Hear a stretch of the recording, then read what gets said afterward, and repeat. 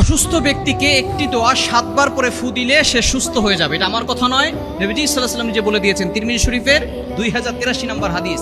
অনেক সময় আমাদের কাছের মানুষগুলো অসুস্থ হয়ে পড়ে এবং সুস্থতাও একটা আল্লাহর নিয়ামত, অসুস্থতাও আল্লাহর নিয়ামত। এজন্য অসুস্থ হলে আপনি ভেঙে পড়বেন না। কিন্তু অনেক সময় দেখা যাচ্ছে বড় জটিল ও কঠিন রোগে আক্রান্ত হয়ে পড়ে। আমাদের ঘরের অনেক আত্মীয় স্বজন আছে, অনেক সময় বাবা, অনেক সময় মা অসুস্থ হয়ে পড়ে, অনেক সময় ভাই বোন অসুস্থ হয়ে পড়ে, অনেক সময় সন্তান অসুস্থ হয়ে পড়ে।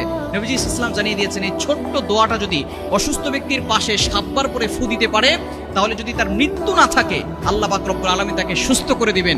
মৃত্যু ছাড়া সব রোগের ওষুধ হচ্ছে এই ছোট্ট বাক্যটি। যখনই কোনো ব্যক্তি অসুস্থ হবে, অসুস্থ ব্যক্তিকে আপনি দেখতে যাবেন, কারণ নবীজি সাল্লাল্লাহু আলাইহি সাল্লাম অসুস্থ ব্যক্তিকে দেখতে যেতেন। আপনি যখন অসুস্থ ব্যক্তিকে দেখতে যাবেন, এটা হচ্ছে একজন মুসলমানের আরেকজন মুসলমানের হক। আপনি এই হকটা অবশ্যই আদায় করার চেষ্টা করবেন এবং সেখানে গিয়ে এই ছোট্ট দোয়াটা 7 বার করে ফু দিবেন। যদি তার মৃত্যু না থাকে, আল্লাহ তাআলা তাকে সুস্থ করে দিবেন। নবী সাল্লাল্লাহু আলাইহি ওয়াসাল্লাম নিজে বলে দিয়েছেন, তিরমিজি শরীফের 2083 নম্বর হাদিস। দোয়াটি হচ্ছে আসআলুল্লাহাল আযীম রব্বাল আরশিল আযীম আন ইয়াশফিয়াক, আসআলুল্লাহাল আযীম রব্বাল আরশিল আযীম আন ইয়াশফিয়াক। এই ছোট্ট দোয়াটি আপনি 7 বার পরে যে অসুস্থ আছে তাকে ফু দিয়ে দিবেন এবং তার জন্য একটু দোয়া করবেন। দেখবেন আল্লাহ পাক রব্বুল আলামিন তাকে শিফা দান করবে ইনশাআল্লাহ।